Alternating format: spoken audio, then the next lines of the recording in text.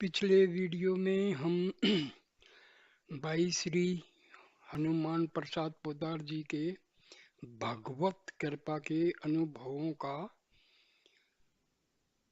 चौथे अंश तक वर्णन किया था। अब पांचवा वर्णन जो है आपके सामने प्रस्तुत मैं कर रहा हूँ, सुनिए। भाई जी जो थे भगवान के बहुत ही सच्चे भगत थे और भगवान राम की उन पर विशेष कृपा थी। तो सुनिए अगला भाग। लगभग सन 1930 के आसपास की बात है।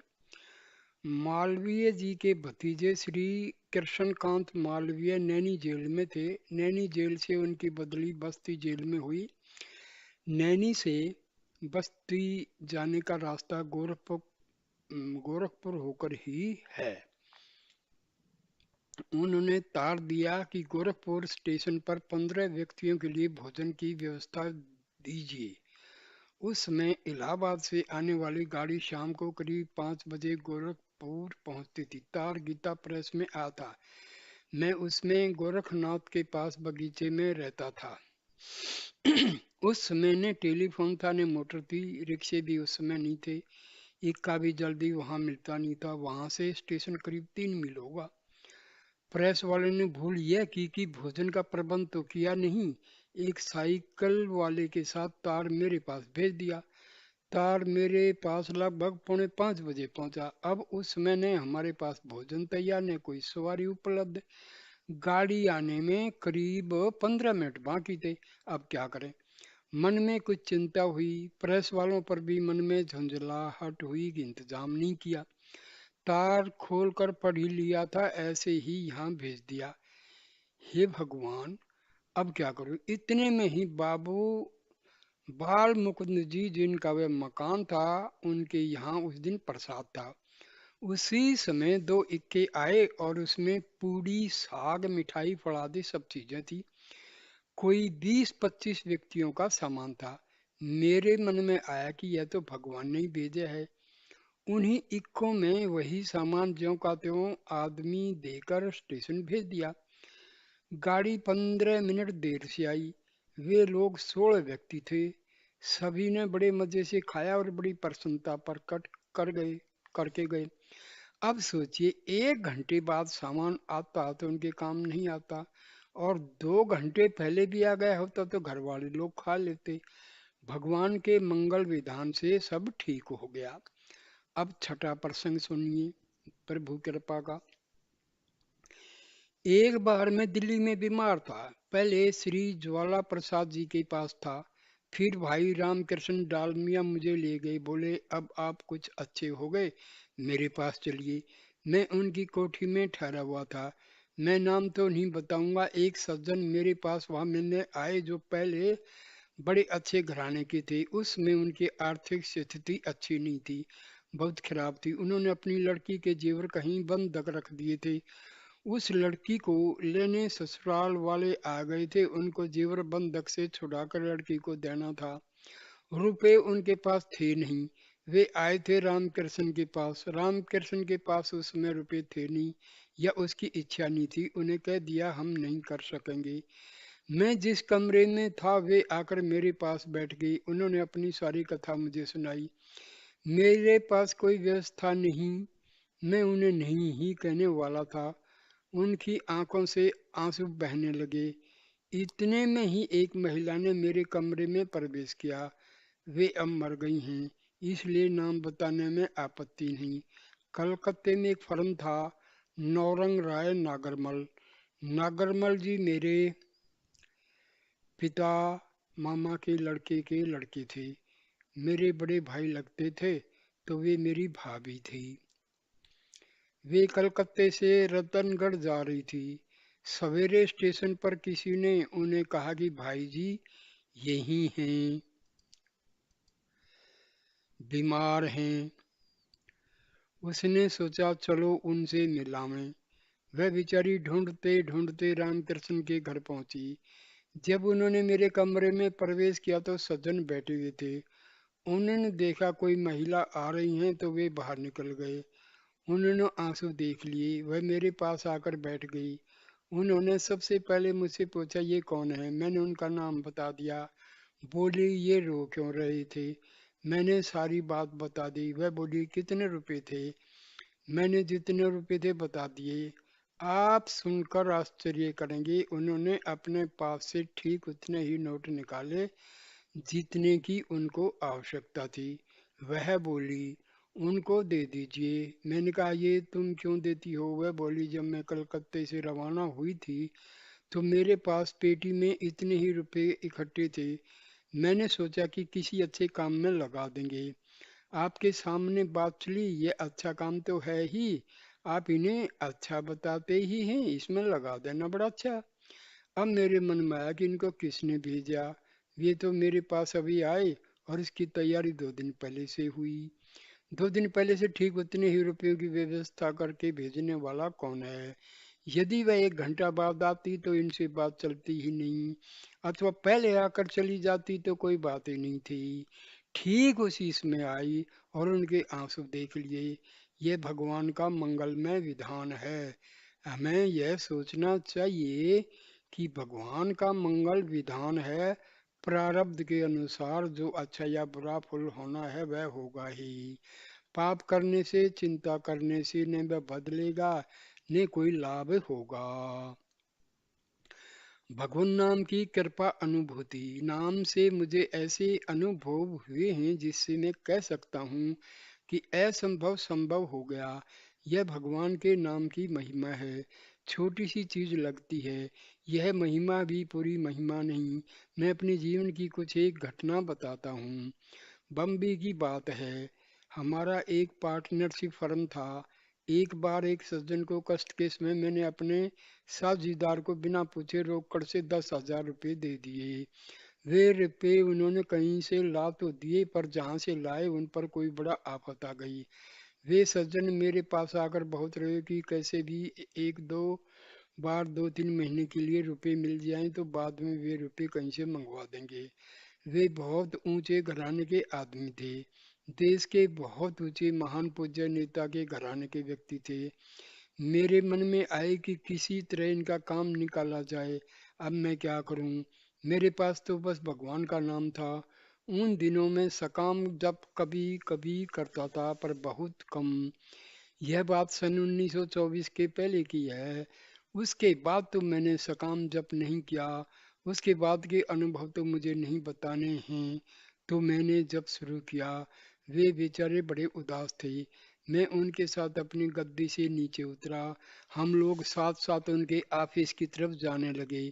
हम लोग इंडिया बैंक के सामने पहुंचे तो हमारे एक मित्र मिले। उन्होंने कहा आप दोनों उदास क्यों हैं। मैंने सारी बात बता दी। उन्होंने सहानुभूति प्रकट करते हुए कहा कि सामने ही इंडिया बैंक है, इसमें मेरा खाता है, मेरे रुपए अफ्रीका से आने वाले हैं। यदि आ गए होंगे तो रुपए मैं अभी दे देता हूँ। उनका अनुमान था कि रुपए 2 सप्ताह बाद आएंगे। इस तरह रुपए देने भी नहीं पड़ेंगे और मित्रोचित व्यवहार भी हो जाएगा। भगवान की लीला बड़ी विचित्र होती है। रूपों की जरूरत तो आज हुई और व्यवस्था भगवान पहले से ही कर देते हैं। हम लोग सामने के फुटपाथ पर इंडिया बैंक में गए। उन्होंने पूछा कि हमारे खाते में कितने रुपए हैं। उत्तर मिला कि कल तक तो कुछ नहीं थे, आज अभी अभी अफ्रीका से 20,000 का ड्राफ्ट आया है। उत्तर हम लोग पास में खड़े सुनी चुके थे। अब वे बेचारे क्या बोलते। उनको रुपए देने पड़े। उन्होंने 10,000 रुपये दे दिए। उनका काम निकल गया। फिर रुपए उन्हें वापस दे दिए गए। भगवान के नाम ने यह काम किया। इस तरह भगवान के नाम के पहले पहले की उम्र के मेरे बहुत से अनुभव हैं। बम्बई से कल्याण के प्रकाशन का शुभारंभ। बम्बई में लगभग 9 वर्ष रहा। बम्बई छोड़ने के करीब 1.5 वर्ष पूर्व दिल्ली अग्रवाल महासभा में गया था। वहाँ भाई श्री घनश्याम दास जी बिड़ला की प्रेरणा मिली। श्री जयदयाल जी गोविंद का तथा श्री लक्ष्मी नारायण मोरोदिया से प्रोत्साहन मिला और बम्बई लौटने पर श्री श्रीनिवास दास जी बजाज से व्यवस्था संचालन छपाई आदि के संबंध में अयाचित पूर्ण सहयोग मिला।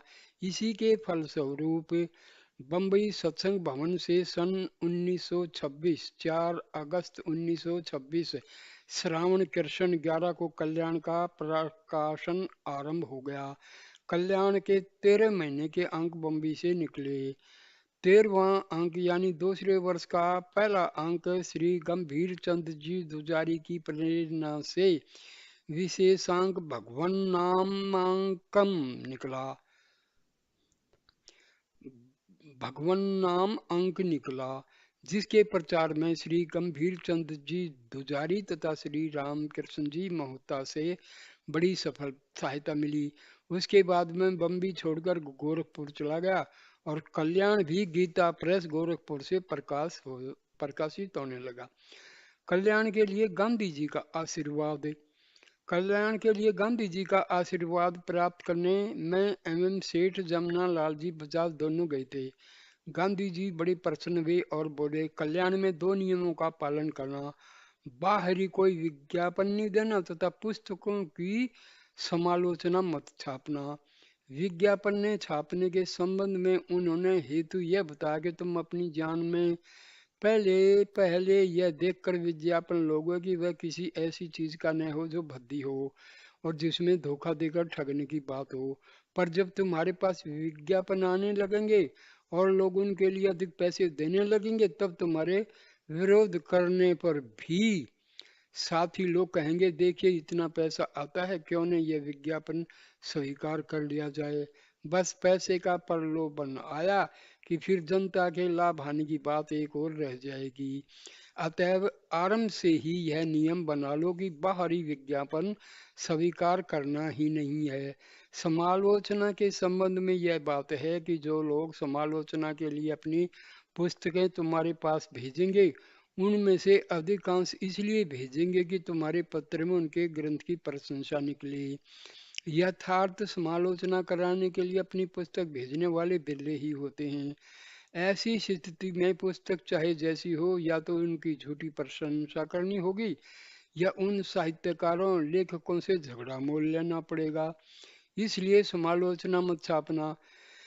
मैंने कहा, बापू आपका आशीर्वाद चाहिए, भगवान शक्ति देंगे। इन दोनों नियमों का दृढ़ता से पालन होगा। बापू ने कल्याण की सफलता के लिए हृदय से आशीर्वाद दिया। तब से आज तक कल्याण की वही नीति चली आ रही है। गांधी जी ने जो आशंका व्यक्त की थी, आगे चलकर वह सामने आ गई। ज्यों-ज्यों कल्याण का प्रसार बढ़ने लगा, त्यों-त्यों विज्ञापन वालों के आग्रह आने लगे। जब इसके लिए 1 लाख ग्राह हो गए, तब लोग खूब अधिक पैसा देकर विज्ञापन छपाने को तैयार हो गए। समालोचना के लिए भी बहुत सी पुस्तकें आई, बहुत तरह से दबाव डाले गए, पर भगवान रक्षा करते चले आ रहे हैं। कल्याण के प्रारंभिक वर्षों में संपादक के रूप में भाई जी द्वारा श्री गंभीर चंद जी दुजारी को लिखे गए 2 पत्र। भाई गंभीर चंद जी दुजारी, ये है 13 अगस्त 1926 का। मासिक कल्याण का प्रथमांक प्रकाशित हो चुका है, बाहर भेज भी दिया गया है। मेरे द्वारा संचालन में सज्जनों का संदेह अवश्य ही आधार है, परंतु सारी बातें परमात्मा के अधीन है। मैं कुछ भी नहीं कह सकता कि भविष्य में क्या कर सकूंगा। इसमें संदेह नहीं है कि मैंने कल्याण का भार केवल 1-2 अंकों के लिए ही नहीं लिया है। जहाँ तक सर्व प्रेरक प्रभु की प्रेरणा के अनुसार कार्य के संपादन की सामर्थ्य है, वहाँ तक संचालन में त्रुटि न हो, इसी विचार से यह काम किया गया। परंतु भविष्य परमात्मा के अधीन है, मनुष्य क्या लिख सकता है। यह आवश्यक है कि छपाने और ग्राहकों के यहाँ पहुँचने वगैरह के झंझट से मुझे जितना शीघ्र मुक्त कर दिया जाए, उतना ही संपादन का कार्य सुचारू रूप से होना संभव है। यहाँ छपाने में मूल्य अधिक पड़ता है, छपने में अशुद्धियाँ रहती हैं और सब कार्य संभालने में लेख आदि लिखने के लिए समय भी पूरा नहीं मिलता। तो इस प्रकार ये पत्र जो है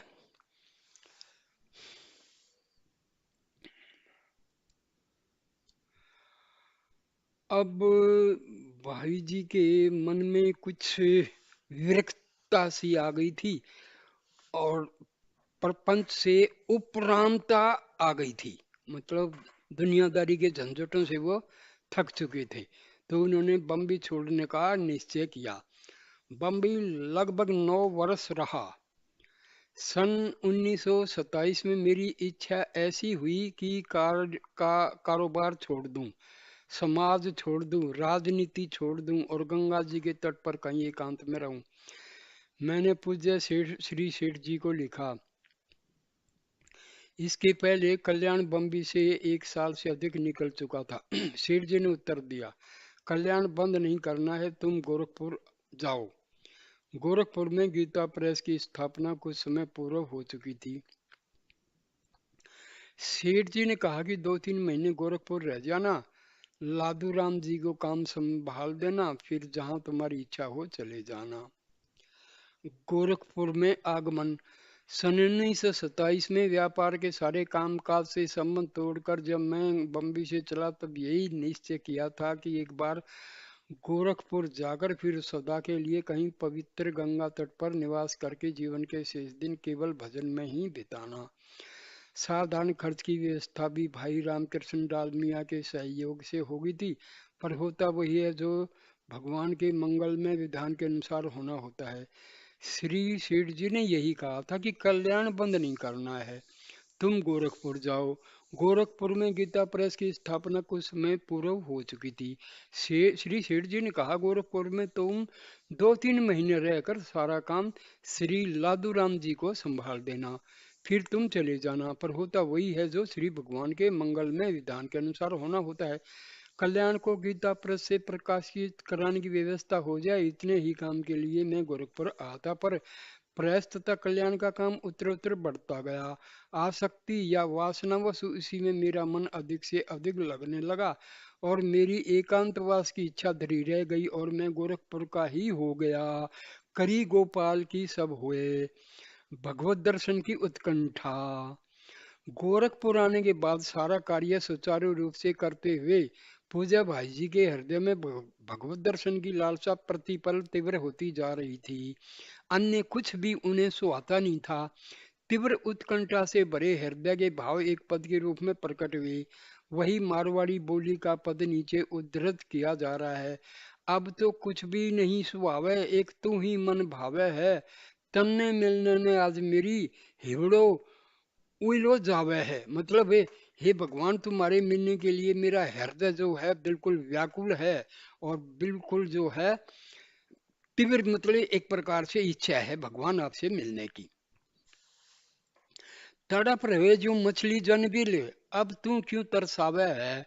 दरस दिखाने में देरी कर क्यों अब और सतावे है। पण जो इसी बात में तेरो चितराजी हो तो होवे, तो कोई भी आंट नहीं, मन चाहे जितनो दुख होवे। तेरे सुख में सुखिया हूं मैं, तेरे लिए प्राण रोवे। मेरी खातिर प्रिय तुम अपने सुख में मत कांटा बोवे। पण यार निश्चय समझ, तने मिलने की खातिर मेरा प्राण छिण छिण में व्याकुल हुए है। दर्शन की है भारी ठान, बांध तुड़ाकर भाग्या चाव है, माने नहीं किसी का कान। आठों पैर उड़या सा डोले, पलक पलक की समझे हान। पण प्यारा तेरी राजी में है, नित राजी मेरो मन। प्राणाधिक दोनों लोकां को तू ही मेरो जीवन धन। नहीं मिले तो तेरी मर्जी, पण तन मन तेरो अर्पण। लोक वेद है तू ही मेरो, तू ही मेरो परम रतन। चातक की जो सदा उड़ी क्यों, कदे नहीं मुंह ने मोड़ूं। दुख देवे मारे तड़पावे तो भी ने नहीं तोड़ूं। तरसा तरसा कर जी लेवे तो भी तन नहीं छोड़ूं। झांकू नहीं दूसरी कानी, तेरे में ही जी छोड़ूं। मतलब कुछ भी हो जाए, बस आपकी जो है मैं आपका जो मेरे हृदय में मोह पैदा हो गया है उसको मैं कभी भी नहीं छोड़ूंगा, कितने ही दुख आए सुख आए। अब जो है भगवान विष्णु के दर्शन की सुनिए। जसीडीह में भगवान विष्णु के साक्षात दर्शन। भाई जी को सर्वप्रथम भगवान विष्णु के साक्षात दर्शन जसीडीह बिहार में पूज्य श्री सेठ जी के समक्ष 15-20 महानुभावों की उपस्थिति में आश्विन कृष्ण 6 शुक्रवार 16 सितंबर 1927 को हुए थे। इसका संकेत उसके पश्चात की पद रचना और पत्र से मिलता है जो नीति नीचे दिए जा रहे हैं। भाग्यवती जिन आंखों ने वह देखी रूप छटा अनुपम, तृप्त हो गई नहीं बता सकती हैं वर्णन में अक्षम, रुकी लेखनी बंद हो गई चलता नहीं हाथ आगे, अक्षमा कीजिए प्रेमी पाठक सरल पाठक के सद्भागे।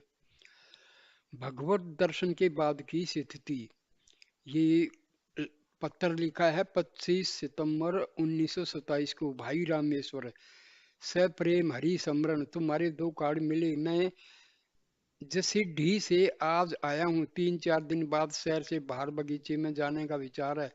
यह विचार किया गया कि महीने में अधिक से अधिक 4 बार शहर में आया जाए।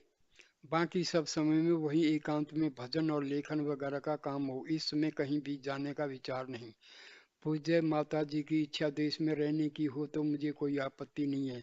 उन्हें समझा देना वे आने की जल्दी नहीं करें। मेरी रसोई वगैरह के लिए ब्राह्मण रखा जा सकता है या हाथ से बनाई जा सकती है, परंतु उनके सबकी राज्य के प्रतिकूल कार्य नहीं होना चाहिए। यद्यपि उन लोगों को मेरे पास रहने से पारमार्थिक लाभ बहुत पहुंच सकता है, क्योंकि मेरा जीवन अब दूसरे ढंग का हो चला है। पारमार्थिक स्थिति कुछ विलक्षण है। ऐसी स्थिति में वे उतनी ही मुझसे लगा करते उतनी ही उसकी आध्यात्मिक हानि है, परंतु मैं उनके मन के प्रतिकूल करना नहीं चाहता। जसीडीह से गोरखपुर आने के पश्चात भाई जी द्वारा श्री सेठ जी को लिखा पत्र। परम पूज्यवर, हृदय से प्रणाम। जसीडीह की अभूतपूर्व घटना के संबंध में हम लोगों के पहुंचने से पहले ही कलकत्ते से समाचार आ गए थे। यहाँ के लोगों ने उक्त घटना जानने के लिए बड़ी उत्सुकता दिखलाई। कल प्रातःकाल तो विशेष कुछ न कुछ कहकर केवल साधना पर जोर दिया गया। रात को संकोच रहने पर भी विवश होकर कितनी बातें कहनी ही पड़ी। कलकत्ते में बड़ा आंदोलन हो गया दिखता है। सुनने में आया कि वहाँ श्री हीरा लाल जी ने भवन में व्याख्यान देते हुए इस बात को कह दिया है, भगवान जैसा कुछ करवाना चाहते हैं वही सर्वथा न्याय संगत है। यहाँ लोगों ने कहा कि हमें भी दर्शन होनी चाहिए। इस पर उनसे कहा गया कि जिनके बल और प्रताप से दर्शन हुए हैं उनसे ही आप लोग भी दर्शन के लिए प्रार्थना कर सकते हैं। शेष में उनसे कहा गया कि आप लोग जसीडीह की आज्ञा अनुसार साधना करने के लिए तैयार हों तो वहां लिखकर साधना का क्रम पूछा जा सकता है, परंतु आप लोगों को कड़े से कड़े साधन के लिए तैयार रहना चाहिए। जो साधन वे बता दें वही करना पड़ेगा, ऐसी धारणा कर लेनी चाहिए। इस बात को लोगों ने प्राय स्वीकार किया। स्त्रियों की ओर से भी कहा गया कि हम भी तैयार हैं, हमारी बात पीछे न रह जाए। इसी के अनुसार उन सब की ओर से यह पत्र आपकी सेवा में लिखा जाता है। अब आपके जचे जैसी बात लिखनी चाहिए जिससे उन सबको बहुत शीघ्र परमात्मा के दर्शन हो, ऐसी तीव्र साधन बतलाना चाहिए। गोरखपुर में पुनः भगवत साक्षात्कार एवं भगवान से वार्तालाप के 4 प्रसंग। प्रथम प्रसंग, भाई जी की डायरी से। तिथि 7/10/1927। स्थान कांति बाबू का बगीचा, गोरखपुर शहर के बाहर दक्षिण तरफ से कमरे के पास वाला बीच का बड़ा कमरा। समय प्रातःकाल करीब 7:30 बजे। उपस्थिति सत्संग के समय कई लोग थे। उनमें से कुछ के नाम ये हैं: श्री चीतराम जी, बद्री प्रसाद जी, रामेश्वर जी, घनश्याम दास जी, शंकरलाल जी। ध्यान की बात हो रही थी, ध्यान भी हो रहा था। अकस्मात परम प्रकाश हो गया। भगवान श्री विष्णु प्रकट हुए, आकाश में खड़े हुए थे। करीब 5-6 मिनटों तक दर्शन होते रहे। मुझसे कुछ भी बोला नहीं गया। उनके मुखारविंद और नेत्रों से कृपा झलक रही थी, जैसे पिता अपने पुत्र को और मित्र अपने मित्र को स्नेह और प्रेम की दृष्टि से देखता है, ऐसा भाव प्रतीत होता है।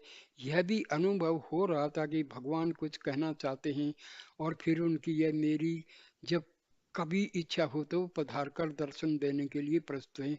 कुछ समय बाद अकस्मात अंतर ध्यान हो गए। देर भर उपरामता रही। इस घटना की सूचना देते हुए भाई जी ने श्री सेठ जी को पत्र लिखा। यहाँ प्रतिदिन प्रातःकाल ध्यान की बातें होती हैं। कल प्रातःकाल ध्यान के समय 6-7 मिनट आंखें खोले हुए जिस डी की तरह से ही भगवान के प्रत्यक्ष दर्शन होते रहे। कोई बुलाने या दर्शन करने की भावना भी जागृत नहीं हुई थी, परंतु बड़ा ही विलक्षण आनंद रहा। बुलाने की इच्छा तो नहीं होती, परंतु अब ऐसा विश्वास होता है कि गुरु चरण कृपा से जब इच्छा हो तभी भगवान के दर्शन और उनसे वार्तालाप हो सकते हैं। कल दिन में एक बार आपके चरणों में आने की सफलता हुई थी। कारण कुछ पता नहीं, मुझे कभी कोई स्वप्न भी नहीं आते। साल भर शायद 1-2 स्वप्न आते हैं, परंतु परसों रात को स्वप्न में आपके दर्शन में मानो मैं तथा बहुत से अन्य लोग आपके साथ कहीं पर गए हुए हैं और पूरी बातें स्मरण नहीं है।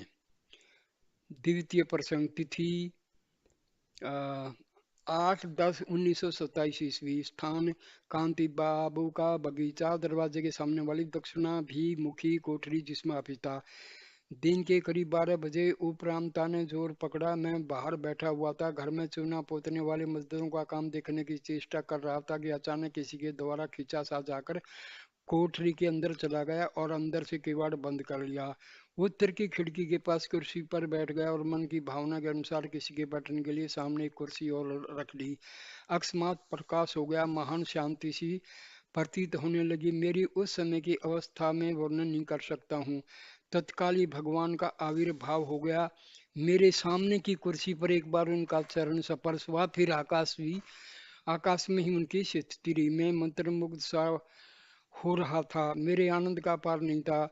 फिर वो मेरे सामने स्थित हुए और करुणा और प्रेम के साथ महान आनंद की वर्षा कर रहे थे। मैं कुछ बोल नहीं सका, न स्तुति कर सका। चरण स्पर्श मैंने उसी समय कर लिए। मन ही मन भगवान की इस आयाचित कृपा को देखकर परम आह्लादित हो रहा था। बहुत देर तक यह स्थिति रही। फिर भगवान बोले, मानो आनंद का समुद्र उबड़ा, तेरी कुछ इच्छा बाकी है। बड़ी हिम्मत से 1-2 वाक्य मेरे मुंह से निकले, कुछ नहीं, केवल आप। इस समय भगवान की मधुर मुस्कान कुछ अनोखी ही थी। भगवान ने हंसकर मानो मेरा समर्थन किया, फिर धीरे धीरे बीच बीच में रुककर इतनी बातें कही। एक, दर्शन की बातें गुप्त रखने में ही लाभ है। दूसरा, धर्म के नाम पर परस्पर लड़ने वाले मेरा प्रभाव नहीं जानते। तीसरी, पूरी गोरक्षा में अभी विलंब है। चौथी, मेरे अवतार का समय अभी बहुत दूर है। पांचवी, जगत का कुछ भला करना हो तो भेद छोड़कर नाम का प्रचार कर लोगों से कह दे कि इस काल में नाम से ही सब कुछ हो जाएगा। मेरे अवतार में भी नाम ही हेतु होगा। छठी बात कही, जो लोग नाम का सहारा लेकर पाप को आश्रय देते हैं उनको सावधान कर कि उनकी शुद्धि यमराज भी नहीं कर सकता। सातवीं बात, पापों का नाश तथा भोगों की प्राप्ति के लिए नाम का प्रयोग करना मूर्खता है। पाप का नाश तो फल भोग और प्रायश्चित सा भी हो जाता है। अक्षणिक भोगों की तो परवाह नहीं करनी चाहिए, भोगों के आने जाने में तो हानि ही क्या है। नाम तो प्रिय से भी प्रियतम वस्तु है, इसका प्रयोग तो इसी के लिए करना चाहिए। दम बहुत बढ़ गया है, दम मेरी प्राप्ति में सबसे बड़ा बाधक है।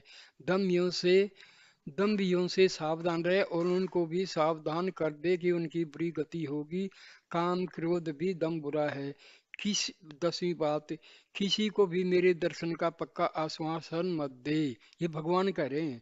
जैसे डी के सिवाय इन बातों का मेरे नाम से प्रचार नहीं करना। 10-12वीं बात, अब इस तरह नहीं आऊंगा, तेरे बिना बुलाए तो 2 बार आ गया।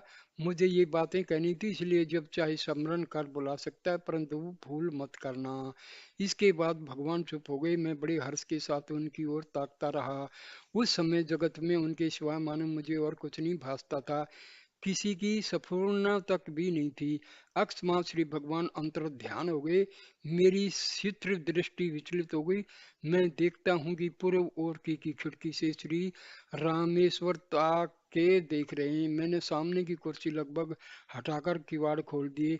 उस समय घड़ी में करीब 2:15 बजे थे। इसके बाद करीब 40 घंटे तक उपरामता बनी रही। तृतीय एवं चतुर्थ प्रसंग, भाईजी द्वारा श्री सेठ जी को लिखा पत्र, 24 अक्टूबर 1927 ईस्वी। श्री पूज्य चरण, हृदय से प्रणाम। गत शुक्रवार कार्तिक 21 अक्टूबर 1927 को मैं यहाँ पहुँच गया था। आपकी आज्ञा अनुसार प्रश्नों का उत्तर जानने की भावना मन में थी। कार्तिक कृष्ण 22 अक्टूबर 1927 शनिवार को प्रातःकाल करीब 5:30 बजे स्नान संध्या के उपरांत में एकांत में बैठा था। बैठे बैठे ही नींद या बेहोशी सी हो गई। उसमें श्री भगवान दीख पड़े। उन्होंने मानो इस भाव के शब्द कहे। पहला कहा, जिन 7 विषयों के प्रचार की बात तुम लोगों ने तय की है, उनकी प्रचार जितने अधिक देशों और अधिक लोगों में हो, वैसी चेष्टा करो। लोगों को समझा दो कि किसके मानने से ही कल्याण हो सकता है। दूसरी बात, धर्म ग्रंथों में दूसरा धर्म मानने वालों के लिए किसी धर्म ग्रंथ का नाम न लेकर गीतोक्त भक्ति युक्त निष्काम कर्म का भाव मानने के लिए कहो। तीसरी बात, एक बार जिसने मेरा नाम ले लिया उसका भला होने में कोई शंका नहीं करनी चाहिए। चौथी बात है, मेरी प्रेरणा के अनुसार कितना प्रचार हुआ है और हो रहा है उसका पता पीछे लगेगा। पांचवी बात, मेरे मिलने की इन बातों का प्रकाश करने से हानि है। इतनी बातें सुनने के बाद मुझे चेत हो गया, ऊपर जो बातें लिखी हैं शब्द तो कुछ दूसरे भी थे पर भाव वही है। आज सोमवार 24 अक्टूबर 1984 प्रातःकाल 6:30 ध्यान के लिए बीच वाले बड़े कमरे में बैठे थे। आपकी आज्ञा अनुसार एक बार भगवान का स्मरण करने का विचार एकांत में, परंतु उन्हें मालूम कि पहले से ही प्रेरणा होने लगी थी, इसी में स्मरण किया जाए। तदनुसार प्रश्नों का उत्तर जानने और आपकी आज्ञा पालन करने के लिए श्री भगवान का स्मरण और आह्वान, गीता चौथा पाठ 7वां 8वां श्लोक किया गया। थोड़ी ही देर में भगवान वहां प्रत्यक्ष प्रकट हो गए। लोगों को ध्यान में आज विशेष शांति मिली। श्री हरि कृष्ण दास जी और श्री चेतराम जी अच्छा ध्यान हुआ। श्री द्वारी जी जो ध्यान के लिए आपसे उस दिन प्रार्थना करते थे, आज ध्यान में उनको बड़ा आनंद आ रहा था। उन्होंने कहा कि मुझे आज ऐसा ध्यान होने की आशा नहीं थी। श्री घनश्याम दास जी को आंख खोले हुए और मूंदे हुए प्रकाश अत्यधिक मालूम हुआ। उनकी आंखें डबडबा आई और उन्हें रोमांच भी हुआ। श्री राम नरसिंह जी को जसिड्डी की भांति ही आंखें मूंदे और खुले हुए उनसे कहा गया कि प्रत्यक्ष के से भाव को छोड़कर प्रत्यक्ष मानो और चरण स्पर्श करने की चेष्टा करो। परंतु उन्होंने कहा कि मुझे तो मन की दृढ़ कल्पना ही मालूम होती है। आंखें अधिक देर तक खुली नहीं रहती, आपसे आप मूंद जाती हैं। पीछे उनसे बात करने मालूम है कि उस समय उनके समझने में कुछ भूल रह गई थी। लोगों के उठ जाने के बाद श्री राम नरसिंह जी और श्री दुआरी जी बहुत देर तक ध्यान में बैठे रहे। भगवान से जिन 4 बातों के पूछने की मन में भावना हुई थी वे इस प्रकार हैं। पहली, आपका स्वरूप ही श्री जय दयाल जी का स्वरूप है, इसमें क्या भाव है। दूसरी बात, 20 वर्ष पूर्व प्रेरणा करने पर भी संतोषजनक कार्य क्यों नहीं हुआ। तीसरी, नाम का प्रचार किस तरह किया जाए, क्या संन्यास लेने से अधिक प्रचार हो सकता है। चौथी, किस नाम का प्रचार किया जाए।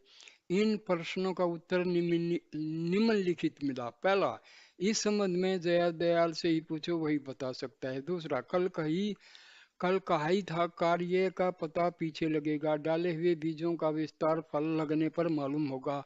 असंतोष मत करो, कार्य करो। तीसरा, कल के कहे अनुसार जितना अधिक लोगों में प्रचार कर सको उतना करो। स्थान स्थान पर कीर्तन होना बहुत अच्छा है। संन्यास की अभी आवश्यकता नहीं, आगे चलकर विशेष लाभ हो सकता है। चौथी बात, कोई खास नाम नहीं है, मेरे भाव से कोई सा भी नाम मनुष्य ले सकता है। इसके बाद घनश्याम दास जी के संबंध में तो मेरे मन में कोई भावना नहीं हुई। राम नरसिंह के संबंध में भी मेरे मन में कोई प्रार्थना करने की भावना तो नहीं हुई। केवल आपकी प्रेरणा अनुसार साधारण भावना मन में हुई, जिसका उत्तर तुरंत ये मिला कि इसके दृढ़ निश्चय होने से हो सकता है।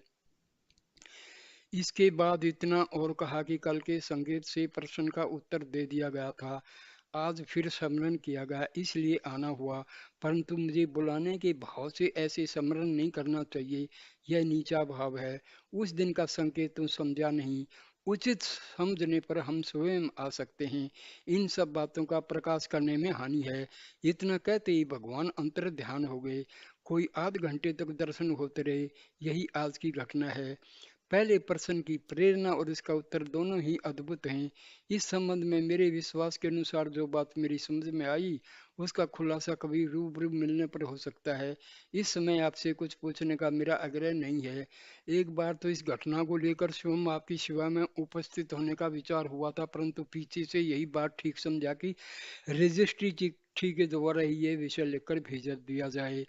भगवान की प्रेरणा और आपकी इच्छा के अनुसार इस विषय को आप जितना गुप्त रखना या प्रकाशित करना ठीक समझें वैसा कर सकते हैं। मेरी समझ तो अभी इसका प्रकाशन होना ही भगवान की प्रेरणा है। 7 बातों के संबंध में मेरी ऐसी सफलता हुई कि इनके संबंध में 3-4 पृष्ठ का एक लेख लिखा जाए, लेख लिया जाए। इनमें इन 7 बातों का खुलासा हो और उस लेख का बंगला, मराठी, गुरमुखी, गुजराती, तमिल, उर्दू और अंग्रेजी आदि भाषाओं में अनुवाद करवाकर लाखों की संख्या में पैम्पलेट छपवाए जाएं और बहुत कम मूल्य या बिन मूल्य भारत के प्रांत, प्राय सभी प्रांत और इंग्लैंड, अमेरिका आदि में देशों में भी प्रचारित किया जाए। भारत के और विलायत के प्राय बहुत सी भाषाओं के पत्रों में भी प्रकाशित करवाने की चेष्टा की जाए तो बहुत लोगों के पास इस संदेश के पहुंचने में सुगमता हो सकते। संभवतः इस काम में आरंभ में 2,000 रुपये अंदाजा खर्च हो सकते हैं, जो मेरी समझ में खर्च करने में उचित है। इस संबंध में आपकी जो आज्ञा हो सो लिखनी चाहिए। आपकी आज्ञा अनुसार कार्य आरंभ करने का विचार है और कोई बात इस संबंध में जैसे सो लिखनी चाहिए। स्वास्थ्य के संबंध में और यहाँ आने के संबंध में जैसा जचे सो लिखना चाहिए। अनुगत श्री हनुमान। मैंने पहले सोचा था एक दो ही जो है संक्षेप में वीडियो बनाऊंगा, लेकिन भाई जी की तो जो जीवनी है वो इतनी इतनी इंटरेस्टिंग है कि भाई मेरा दिल मान ही नहीं रहा कि मैं इनके जीवन चरित्र का पूरा ही जो है वीडियो बनाऊं। देखते हैं। भाई जी इतने ग्रेट थे, मुझे इतना मालूम भी नहीं था। प्रभु कृपा है भाई, प्रेरणाएं होती हैं। तो दोस्तों नमस्ते। प्लीज़ वीडियो को ज़रूर लाइक करना, कमेंट करना, शेयर करना और मेरी चैनल को सब्सक्राइब ज़रूर कर देना। धन्यवाद।